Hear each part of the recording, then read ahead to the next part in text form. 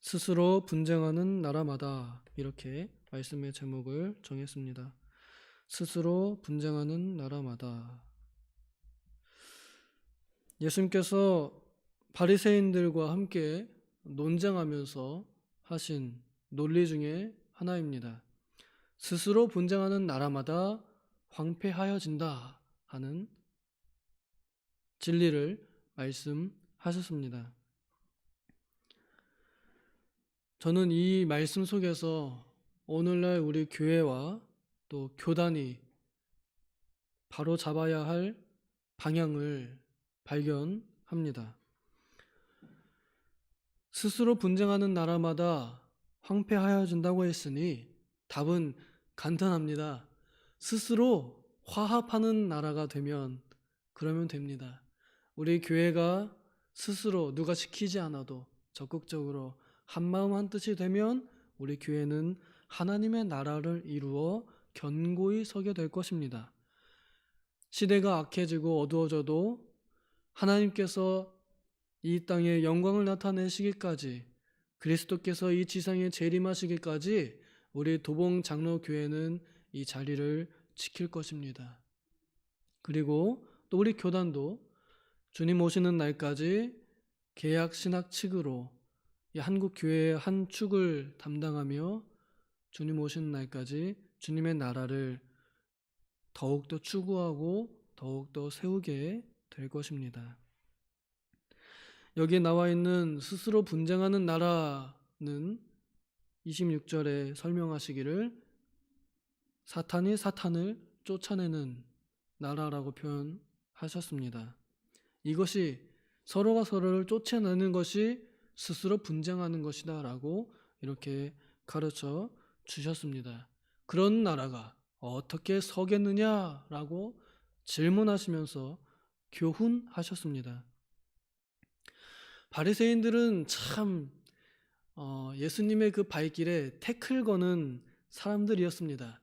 뭐만 하면 와서 딴지를 걸고 책 잡을 거 없을까, 꼬투리 잡을 거 없을까, 그걸 노려보는 사람들이었습니다. 그리고 기회만 되면은 사람들 다 있는 데서 공개적으로 망신 주려고 막 공격하고 옳습니까? 막 이러면서 이 예수님을 자꾸만 넘어뜨리려고 이렇게 합니다. 근데 이들의 이러한 꼬투리와 또 이들의 이러한 트집 잡음으로 인해서 오히려 예수님께서는 발언할 기회를 얻으시고 오히려 그 잘못된 사상들을 어떻게 고쳐내야 하는지까지 교훈해 주셨습니다. 그리하여 예수님의 가르침을 이끌어내는 자들이 되었습니다. 그들이 좋은 일을 했다면 그거 한 가지는 좋은 일 같습니다. 예수님께서 어떻게 우리 비뚤어진 마음을 바로잡으시는가, 그 기준점을 세워주시도록 기회를 제공한 것이죠. 물론 그들의 이 비뚤어진 마음에 합당한 보응을 받았겠습니다만 오늘날 우리는 그 교훈을 받으면서 우리도 또한 바리새인들과 다르지 않습니다. 바리새인들의 특징은 자신들이 재판장의 자리에 앉아 있는 것이거든요. 그래서 심지어 예수님도 지금 당신이 하는 일이 옳습니까? 라고 하면서 옳지 않다고 이미 결론 내리고서 예수님마저도 판단하고 정죄하였던 사람들이었습니다. 오늘날 우리들도 자신 있게 그들과 다르다라고 말하기 어렵습니다. 나도 어느 정도는 재판관의 자리에 앉아서 그리스도의 귀한 피값 주고 산 성도를 판단하고 정죄하고 평가하고 심지어는 모함하고 비난하는 경우가 없지 않았을 것입니다. 그렇지만 우리는 이들과 다른 점이 있다면 우리는 예수 그리스도를 나의 구원자로 믿었다는 사실입니다. 그래서 그와 반대되는 길을 걷지 아니하고 그를 반대하는 길을 걷지 아니하고 그리스도를 따라가는, 십자가를 함께 지는 예수님의 제자로 살기를 노력하는 사람들이지요. 그러면 그 스승 되신 예수님의 교훈에 우리가 따라가야 할 이유는 충분합니다. 스스로 분쟁하는 나라마다 황폐하여질 것이다. 이것은 진리입니다. 심지어 예수님을 방해하는 사탄의 나라도 사탄끼리 서로 싸우면 망한다고 합니다. 그런데 문제는 이 사탄들끼리도 예수님의 일을 방해하는 일에는 화목하다는 것입니다. 사탄들도 자기네들이 하는 일에는 합심하여 공격합니다, 예수님을. 그렇다면 오히려 하나님의 나라를 세우는 우리들은 얼마나 더 화목하고 얼마나 더 합심해야 하겠는가 하는 생각을 하게 됩니다. 성도라 부름받은 사람들은 이 땅에서 가장 존귀한 존재입니다.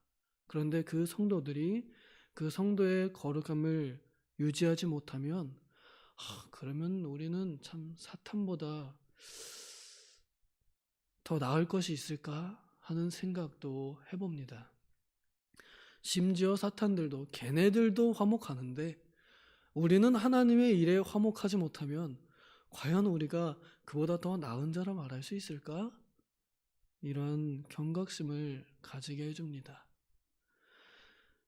참으로 안타까운 것은 사람들이 모인 곳엔 언제나 다른 생각이 있기 마련입니다. 물론 생각은 다를 수 있습니다. 그러나 하나님께서 세우신 질서가 있기에 하나님께서는 순종을 우리에게 가르치셨습니다. 그래서 하나님의 말씀에 어긋나지 않는 한 순종하도록 하나님께서는 우리에게 언제나 요구하십니다. 위에 세우신 질서 또 국가가 가지고 있는 권세에 대하여 순종할 것을 우리는 배웁니다. 문제는 그 권위보다 내 권위가 더 높아져 있다고 생각하는 몇몇 이 마음들에 의하여 많은 무리가 휩쓸리기도 하고 흔들리기도 합니다. 대표적으로 광야에서 총회가 그래하였지요. 도저히 우리들의 생각으로는 그 가나안 원주민들을 이길 수가 없다. 그 땅은 안 된다. 라고 하는 몇몇의 이 비뚤어진 생각, 그러나 얼마든지 할 수 있는 이 생각이 이스라엘 총회의 모든 여론을 뒤집었을 정도로 우리는 비뚤어진 성향을 가지고 있습니다. 그때 우리는 하나님께서 세우신 그 질서에 순종한다면 그러면 복된 길을 걸어가게 될 것입니다.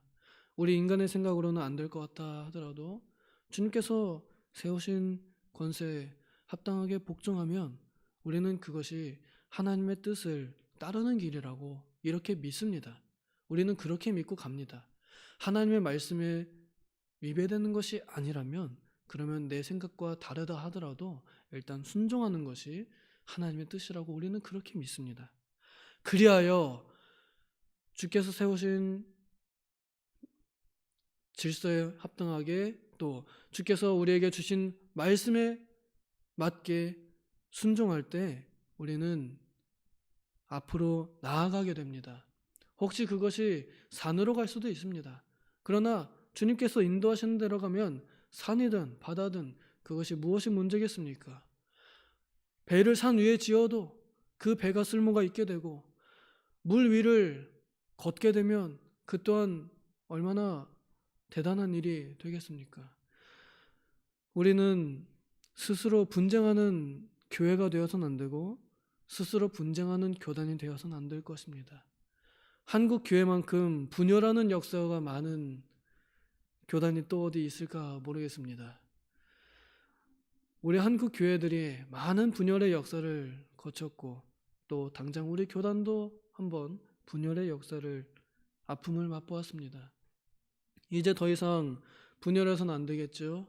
생각은 다를 수 있겠지만 그렇다고 정치적으로 또 행정적으로 분열해서는 안 되겠지요. 우리가 이제 다음 세대를 준비해야 할 때입니다. 저는 우리 다음 세대에 과연 얼마나 많은 우리의 후배들 또 우리의 자녀들이 남아있을 것인가 생각하면 참 막막하기도 하고 또 걱정이 앞섭니다. 당장 목사 안수를 받아도 국내인들보다 외국인들이 더 많이 안수를 받게 되고 또 강도사 인허를 받거나 이런 연령대를 볼 때에도 젊은이들은 거의 없고 다 이제 연세가 많으신 분들입니다. 그래서 다음 세대 우리 교단에 얼마나 많은 이 후배들이 남을 것이며 또 인도하는 이들은 또 얼마나 남게 되겠는가 하는 생각을 해봅니다. 우리 교단이 참 좋은 교단이라고 이렇게 우리는 스스로 인정하고 또 다른 교단들도 저 교단은 참 대단한 교단이야 라고 인정할 만한 그런 점들이 많이 있습니다.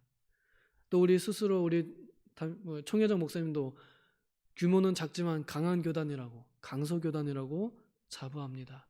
저는 우리 교단이 이제 다음 세대를 준비하고 세우기 위해서는 스스로 분쟁하지 않고 오히려 스스로 더 화목해야 하겠다는 그런 생각을 해봅니다.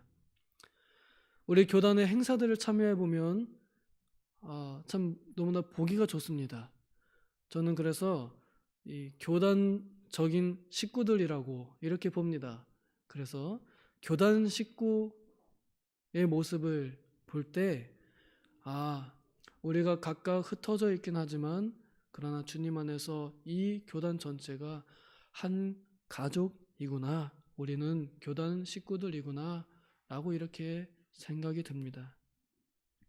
우리 교단이 개교회주의로 나가지 않을 때, 그래서 작은 교회들이 큰 교회들의 도움을 받고 또 작은 교회들이 모여서 함께 합심할 때 우리는 이 교단의 정체성을 지키고 또 각 교회 또한 그 교회의 정체성을 지키고 또 힘을 얻을 수 있지 않을까 이렇게 생각이 듭니다. 이제 우리 도봉교회, 우리 도봉 식구들은 총회장님을 받아들이게 되면서 총회장님을 세우는 교회가 되었습니다. 그리하여 우리 교단의 모든 일에 모범이 되어야 할 교회로 세워지게 되었고 앞장서는 교회로 세워지게 되었습니다.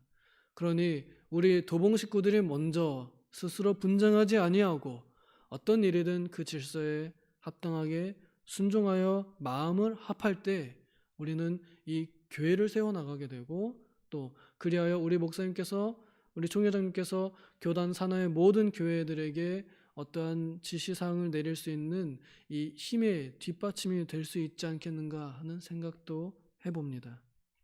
그리하여 우리 목사님을 통하여 총회장님을 통하여 이 교단이 맡겨진 동안에 다스림을 받을 때 우리 교단이 더욱 분열하지 아니하고 오히려 더욱 합심하여 세워지는 교단이 되리라 믿습니다. 사탄이 사탄을 쫓아내는 나라마다 망한다고 하였습니다. 우리 성도가 성도를 쫓아낸다면 그러면 그건 당연히 망하는 교단이 될 것입니다. 망하는 교회가 될 것입니다. 이 중에 아무도 우리 교회가 망하기를 원하지 않으시고 우리 교단이 망하기를 원하지 않을 것입니다. 그렇다면 성도가 성도를 쫓아내는 일이 당연히 없어야겠지요. 반대로 성도가 성도를 품어주는 교단, 성도가 성도를 품어주는 교회가 될 때 당연히 이 나라가 서게 될 것입니다. 주께서 말씀하시기를 성령께서 하나 되게 하신 것을 힘써 지키라 에베소서 4장이 말씀하시고 너희는 하나님의 가족이라고 에베소서 2장이 말씀하셨습니다. 또 주님께서는 마태복음 6장에 먼저 그의 나라를 구하라고 말씀하셨습니다. 이제 우리는 하나님의 나라를 어떻게 세워야 할 것인지를 또한 생각해 보아야겠습니다. 스스로 분쟁하지 않는 것, 누가 시키지 않아도 함께 화목하는 것, 누가 시키지 않아도 성도와 성도를 쫓아내지 않으며 품으며 쫓아내려고 하는 움직임이 있으면 그걸 막아내는 것, 이것이 오늘날 지금 우리가 다음 세대를 준비하고 우리 교단의 이 정체성을 확립하고 또 우리 교단을 식구화, 가정화 시키는 그리고 또한 주님의 나라를 만들어가는 일이 아닐까 생각을 해봅니다. 부디 우리 도봉 식구들이 먼저 그 화합의 모범을 보여서 스스로 화목하는 교회가 되기를 소망합니다. 기도하겠습니다. 하나님 아버지, 예수 그리스도의 고귀한 피를 받은 형제가 형제를 비방하고 핍박하고 놀리고 수군거려서 죽이고 쫓아낸 경우가 얼마나 많았습니까? 얼마나 허다한 이들이 상처를 받고 교회를 떠나갔습니까? 주님, 위로받기를 원해서 교회에 온 사람들, 또 쉬기를 원하여 교회에 온 사람들, 그들을 우리가 품지 못할 때가 얼마나 많았습니까? 용서하여 주시고 이젠 앞으로 스스로 분쟁하는 교회가 아니라 오히려 적극적으로 화목하고 품어주는 교회가 되게 하여 주시옵소서. 성도 각 개인이 개인을 품게 하시고 먼저 다가가 인사하고 사랑할 줄 아는 교회가 되게 하여 주시옵소서. 그리하여 우리 교회가 화합의 모범이 되게 하시고 우리 교단이 화합하는 교단이 되게 하여 주셔서 이 교회와 이 교단을 통하여 하나님의 나라가 추구되어지고 하나님의 나라가 서고 하나님의 나라가 확장되는 우리 교회 교단이 되게 하여 주시옵소서. 감사드리며 예수님의 이름으로 기도하옵나이다. 아멘.